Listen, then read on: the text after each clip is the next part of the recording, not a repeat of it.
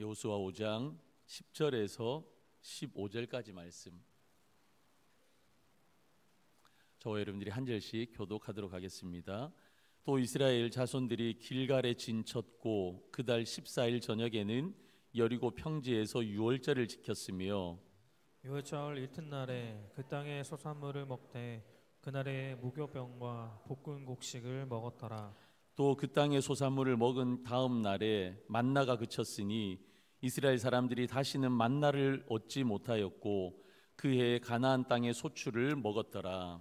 여호수아가 여리고에 가까이 이르렀을 때 눈이 들어 본즉 한 사람이 칼을 빼어 손에 들고 마주 서 있는지라.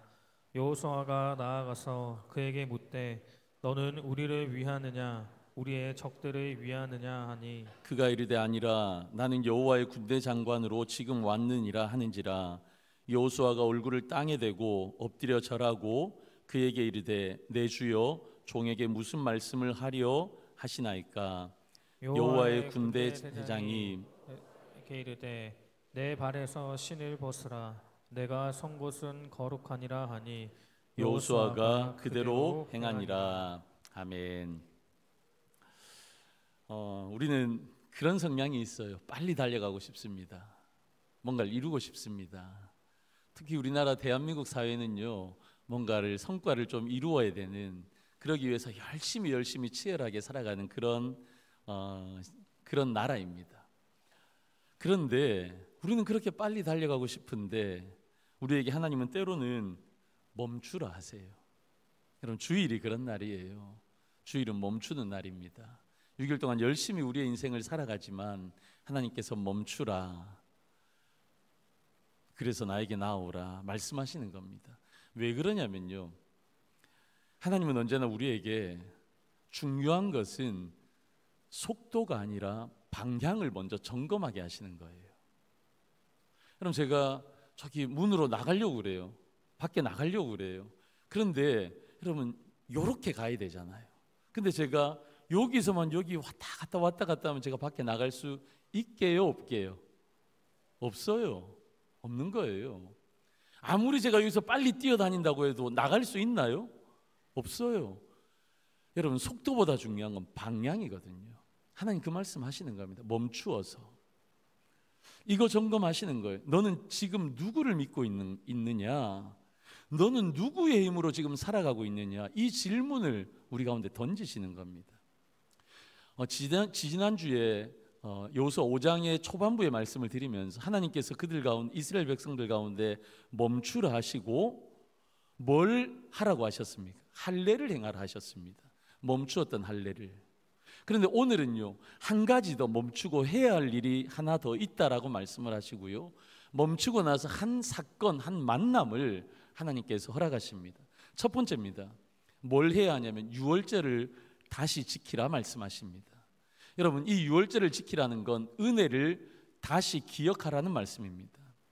여러분, 광야에서 할례만 중단되었던 것이 아니라 유월절도 광야 40년 동안 중단되어졌어요.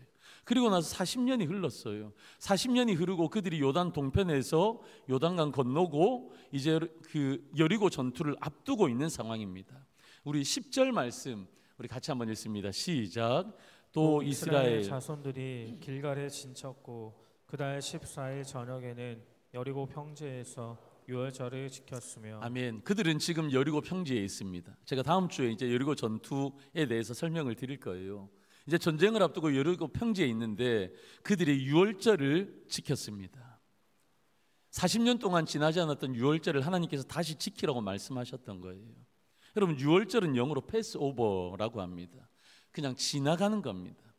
그럼 40년 전에 이스라엘 백성들이 애굽에서 나오려고 할 때 바로가 완강했습니다. 안 보내주는 거예요. 그가 고집을 꺾지 않으니까 하나님께서 10가지 재앙을 내리셨어요. 그 마지막 재앙이 뭡니까? 그 마지막 재앙은 장자의 죽음입니다.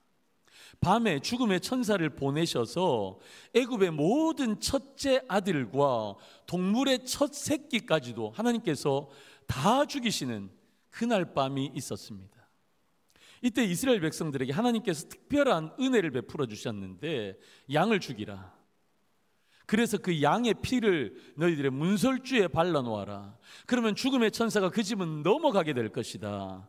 죽음의 저주가 하나님의 은혜로 그냥 넘어간다고 해서 유월절 패스오버라고 부르게 된 겁니다. 그래서 유월절은요, 우리나라의 추석이나 설처럼 이스라엘의 가장 큰 절기로 지킬 것을 하나님께서 명하신 것입니다.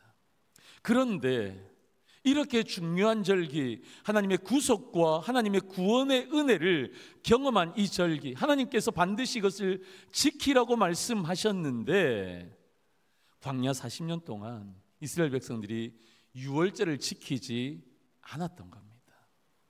여러분, 이제 여리고 평지에 있어요. 이제 여리고가 보입니다. 이제 첫 번째 전투를 눈앞에 두고 있습니다. 이 긴박한 시점에 하나님은 다시 유월절을 지키라 말씀하시며 명령하시는 겁니다.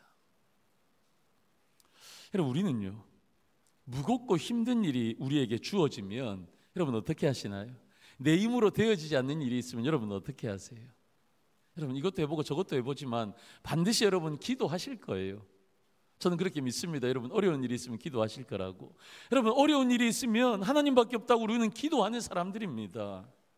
저는요, 목회를 하다가 어려우면, 그리고 제 개인적인 문제가 있거나 가정의 문제가 있으면요, 저는 이 본당에 와서 진짜 몇백 바퀴를 돌아요.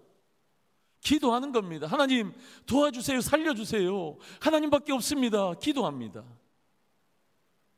그래서 제 기도의 장소는 여기에요. 본당이에요. 우리 중동교회 본당. 여러분, 그런데 기도했더니 하나님께서 응답해 주셔서 여러분 그 문제가 다 해결되어지면 제가 어떤 줄 아세요? 마치 내가 잘해서 그런 것처럼 또다시 제 힘으로 살아가는 저의 모습을 발견해 봅니다. 제가 늘 여러분들이 시험 드실까 봐 제 예를 드는 거예요. 여러분들도 그러시잖아요. 여러분, 유월절은 우리에게 이런 우리의 죄성을 고발하는 겁니다. 우리의 인생이 우리의 힘으로 살아갈 수 없음을 우리에게 알려주시는 것이 유월절이에요. 그래서 유월절은 하나님 우리 가운데 유월절을 통해서 말씀하시는 겁니다. 너희가 여기까지 온 것은 전적인 나의 은혜다. 너희가 살아 숨쉬는 것도 나의 긍휼 덕분이다. 할렐루야. 하나님 우리 가운데 이것을 새기기 위해서 다시 유월절을 지키라 말씀하신 겁니다. 유월절의 핵심이 뭡니까? 유월절의 핵심은요, 어린 양이에요. 어린 양. 여러분, 이 어린 양은 누구를 예표하는 겁니까? 우리를 위해서 십자가 지신, 십자가에서 돌아가신 예수 그리스도를 상징하는 거예요. 그 은혜로 살아가는 것을 말씀하시는 겁니다. 근데 우리는요, 세상을 살아가면서 종종 이렇게 말합니다.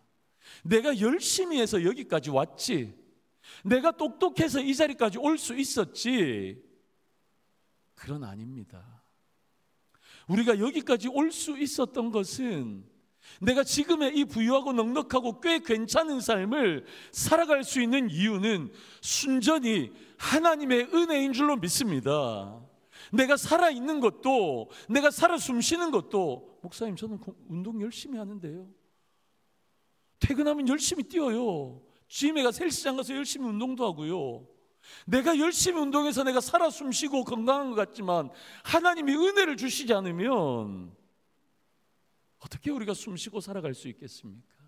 여러분, 우리의 가정을 이렇게 이루고 여기까지 온 것도, 여러분, 내 남편이 열심히 살고 우리 아내가 열심히 살고 우리 애들도 착하게 살고, 여러분, 그게 아니라는 거예요. 그것보다 더 근본적인 건 하나님의 은혜입니다. 여러분, 우리가 신앙을 지킬 수 있는 것도 내가 열심히 기도해서 그래요? 내가 열심히 주일을 지켜서, 내가 열심히 11조해서 그래요? 여러분, 그게 아니에요. 내가 신앙을 지키는 것도 하나님이 은혜를 주셔서 우리 가운데 믿음을 주셨기에 가능한 줄로 믿습니다. 여러분, 우리의 모든 삶은요, 다 하나님의 은혜입니다. 우리 주님의 은혜 덕분입니다. 그래서 오늘도 하나님께서 말씀하시는 거예요. 이 유월절을 통해서 유월절을 다시 지키라. 너가 이 자리에 있는 것은 나의 손길 때문이다. 은혜를 기억하라. 너희는 은혜로만 사는 존재임을 이 유월절을 다시 지키는 것을 통해서 어린 양 대신 예수 그리스도를 바라보며 살아가는 존재인 것에 대해서 하나님 우리 가운데 말씀하시는 거예요. 여러분, 그런데 이 은혜를 말씀하신 하나님께서 12절 말씀에 아주 중요한 사건을 하나 보여주십니다. 우리 같이 한번 읽습니다. 시작. 또 그 땅에 소산물을 먹은 다음 날에 만나가 그쳤으니 이스라엘 사람들이 다시는 만나를 얻지 못하였고 그 해에 가나안 땅의 소출을 먹었더라. 아멘. 여러분, 그 땅의 소산물을 먹은 다음 날에, 이게 무슨 말이냐면 이스라엘 백성들이 가나안 땅에 들어갔잖아요. 들어갔는데 그 땅에 들어갔을 때 그 땅에서 나는 소산물들, 그 땅에서 나는 소산물들을 먹었어요. 그러니까 그 먹은 다음 날에 어떻게 했다고요? 만나가 그쳤다라는 겁니다. 여러분, 이 타이밍이 얼마나 중요해요. 은혜를 강조하기 위해서 바로 하나님께서 은혜의 상징인 뭐예요? 유월절을 다시 지키라, 유월절의 시행을 말씀하신 이 타이밍에 만나가 그친 겁니다. 여기 중요한 영적인 의미가 있어요. 만나가 그친 이유가 뭡니까? 은혜의 방식은 바뀌어도 은혜는 계속되기 때문입니다. 우리 저 문장 같이 한번 읽어볼까요? 시작. 은혜의 방식은 바뀌어도 은혜는 계속된다. 하나님 이 말씀하시는 거예요. 만나는 이스라엘 백성들에게 어떤 의미가 있었습니까?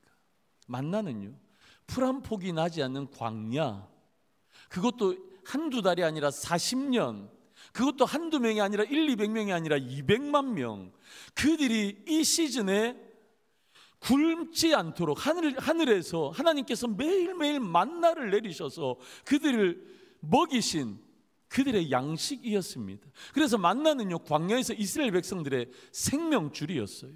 만나를 통해 일상이 기적이 되는 하나님의 은혜를 날마다 그들이 누렸던 거예요. 그래서 만나는 뭐라고요? 은혜였습니다.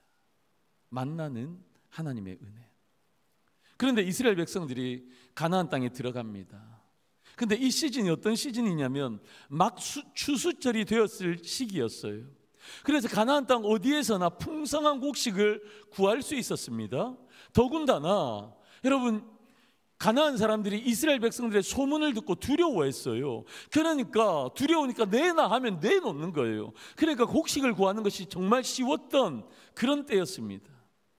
그런데요, 그래서 그 땅에 소산물을 먹은 다음 날 어떻게 구했는지 그것을 구해서 그것을 먹은 다음 날 만나가 그친 거예요. 무엇을 말씀하시는 겁니까? 하나님의 은혜가 끝난 겁니까? 은혜의 상징인 만나가 이제 하늘에서 내려오잖아요. 아침마다 내려와서 오늘 먹을 만큼 거두어서 그걸 40년 동안이나 그렇게 먹었는데 만나가 내리지 않으니까 하나님의 은혜가 끝난 겁니까? 아니라는 겁니다. 광야의 만나도 가나안의 소산물도 모두가 하나님의 은혜입니다. 은혜의 방법이 달라졌을 뿐 하나님의 공급은 끊어진 것이 아니라는 겁니다. 은혜의 방법은 달라졌어요. 더 이상 하나님이 광야에서처럼 만나로 그들을 먹이지 않습니다. 그 땅에서 경작한 그 땅의 소산물로 이제 하나님이 그들을 먹이시는 겁니다. 방식은 달라졌지만 여전히 하나님의 공급하신 은혜는 여전한 겁니다. 이 말씀을 준비하면서요, 이 첫 번째 대지를 준비하면서 저는 우리 중동교회를 한번 생각해 보았습니다. 우리 중동교회는 51년의 역사 가운데 세워졌고 세워져 가고 있습니다. 작년에 50주년이라서 제가 우리 교회 좀 역사를 공부하기도 하고 책도 한번 읽어봤어요. 그러면서 제가 제 안에 들었던 마음이 있어요. 우리 교회가 51년 전 우리 초대 목사님인 이 목사님을 통해서 교회가 개척되어졌을 때 여러분 어땠겠어요? 여러분 여기 그 개척 때 계셨던 분도 혹 한두 분 계실 수도 있잖아요. 그때는요, 아마 제 생각에는 하루하루가 기적이었을 거예요. 여러분 이렇게 좋은 장소가 있었습니까? 이렇게 많은 성도님들이 있었겠습니까? 여러분 이렇게 좋은 장소가 있었겠습니까? 재정이 있었겠습니까? 여러분 그때는요, 우리 초대 목사님이 처음 개척을 하고 하나님께서 필요한 만큼만 그때 주셨을 거예요. 여러분 광야에서 이스라엘 백성들이 만나를 통해서 하루하루 먹고 살았던 것처럼 교회가 그렇게 운영이 되어지고 교회가 그런 길로 갔을 거예요. 여러분 그 시절에는요, 개척하셨던 목사님, 사모님이 하나부터 10까지 일하는 시절이었을 거예요. 제가 이걸 왜 잘 아냐면 저도 개척을 해봤잖아요. 제가 독일에서 새 가정 앉혀놓고 거의 개척 아닌 개척 같은 그런 사역을 제가 하고 왔잖아요. 제가 어땠냐면 주일에 본당에 이렇게 예배당에 이렇게 있으면요, 기도하고 매일매일 제가 문만 바라봤습니다. 성도님들이 오늘은 한 분 오시려나, 문만 바라보고 있는 거예요. 근데 그 문만 바라보는 건요, 뭔가 세팅이 끝났을 때예요. 그럼 저는 성도님들이 오시는 것보다 보통 1시간 반에서 2시간은 일찍 교회를 갔어요. 한 1시간 이상 일찍 갔어요. 그래서 교회를 빌렸는데, 독일 교회를 빌렸는데 본당을 못 빌렸어요. 본당을 못 빌리고 식당, 조그만한 식당을 하나 빌려서 예배를 드린 거예요. 근데 이 독일 사람들이요, 참 마음에 안 들어요. 이 식당에 있는 그 식탁과 의자가 얼마나 무거운지 몰라요. 근데 성도가 없으니까 제가 혼자서 1시간 반 일찍 가가지고 그 무거운 식탁, 그걸 혼자서 다 밀어내고 그 의자 무거운 걸 하나하나 세팅해서요, 믿음대로 될지어다 50개 60개 그걸 세팅하고 제가 맨날 그렇게 했어요, 혼자서. 그래서 제가 우리 개척하셨던 우리 일대 목사님의 마음을 조금은 알 것 같아요. 여러분, 그 시절에는요, 목사님 사모님이 하나하나 다 사역하셨을 거예요. 일하셨을 거예요. 한 사람이 오면 그 사람 훈련시키고 노력하셨을 거예요.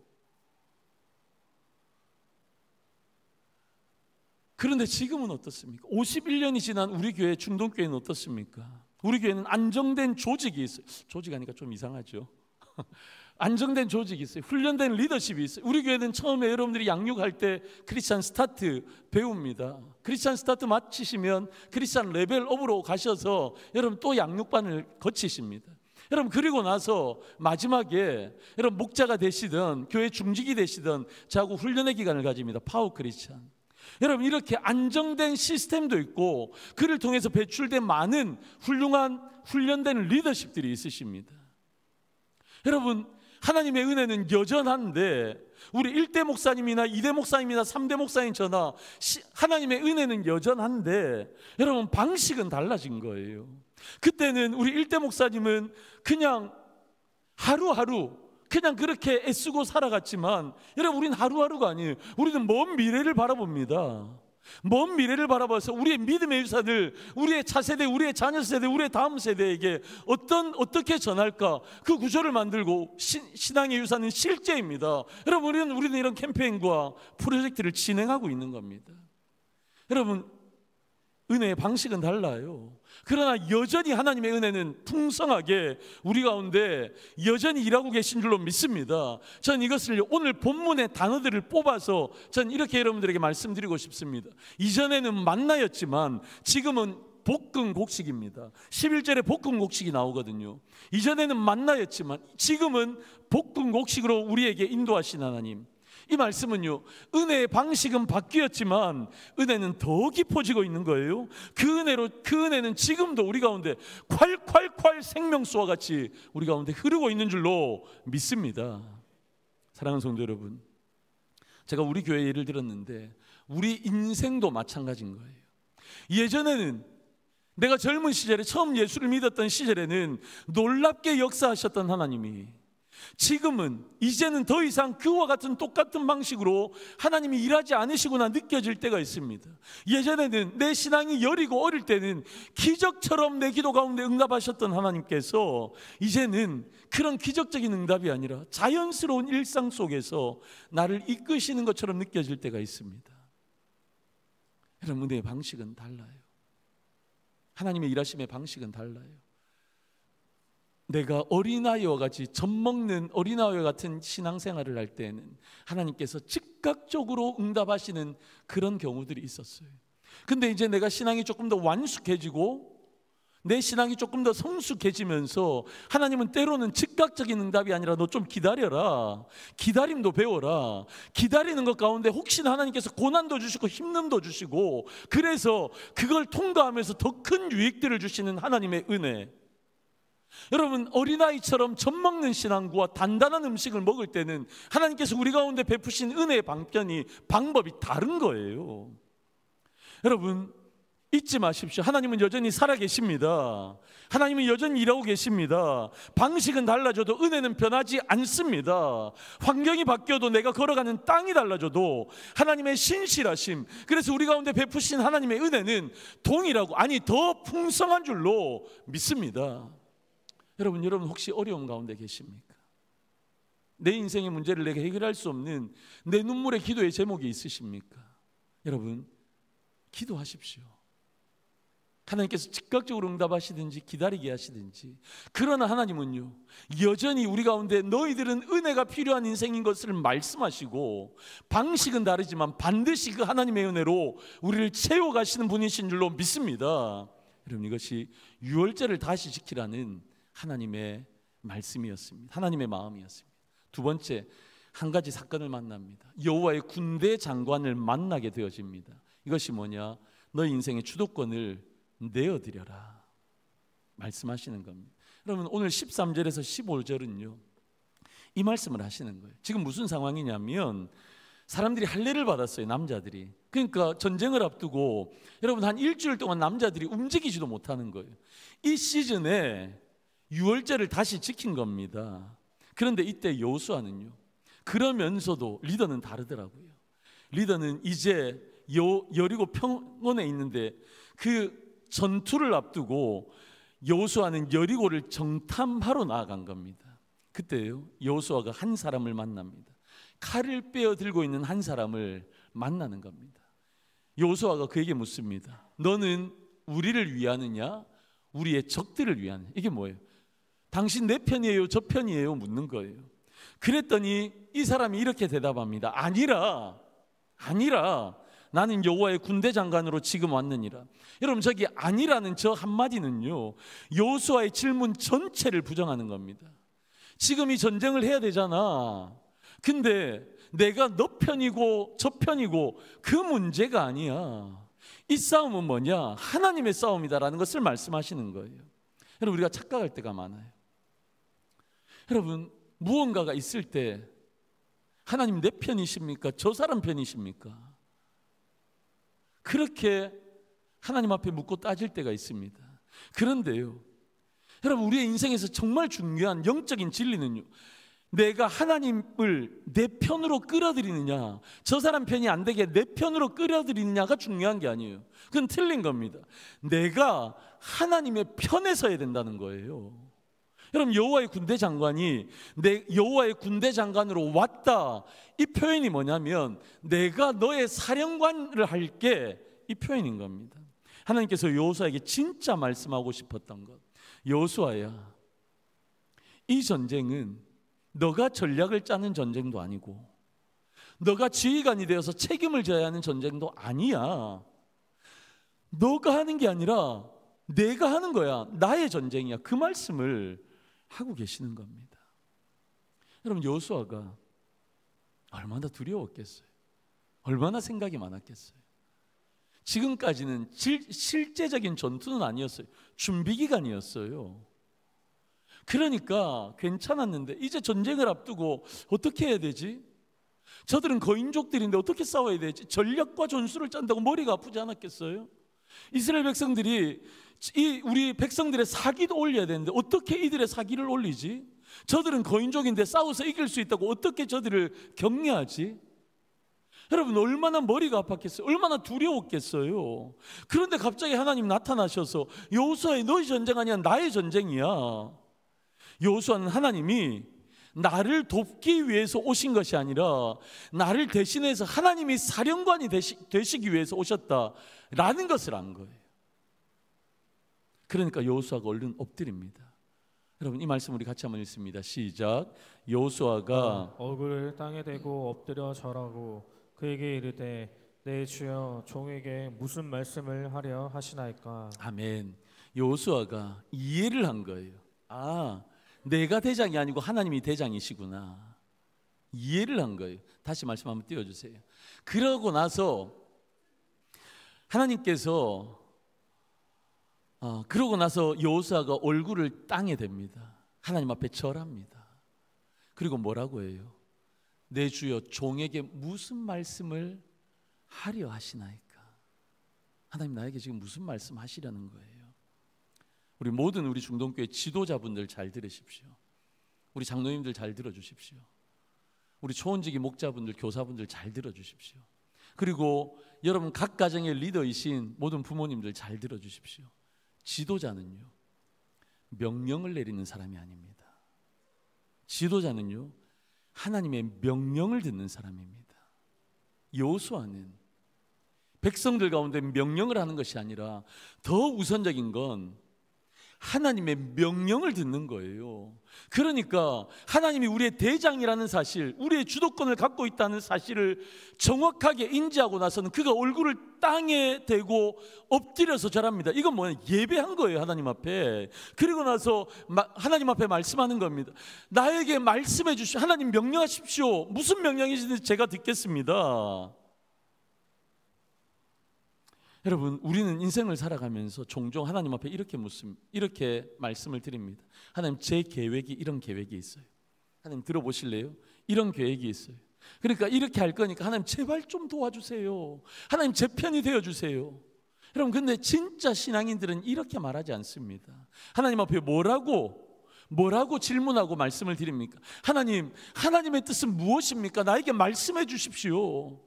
하나님, 제가 어떻게 하면 세상의 편도 아니고 저 사람의 편도 아니고 내 마음대로 하는 것도 아니고 하나님의 편에 내가 설 수 있습니까? 말씀해 주십시오. 여러분, 이게 진짜 신앙인의 고백인 겁니다. 여러분, 그리고 나서 우리 15절 말씀 우리 같이 한번 읽어볼까요? 시작. 여호와의 군대 대장이 여호수아에게 이르되 내 발에서 신을 벗으라.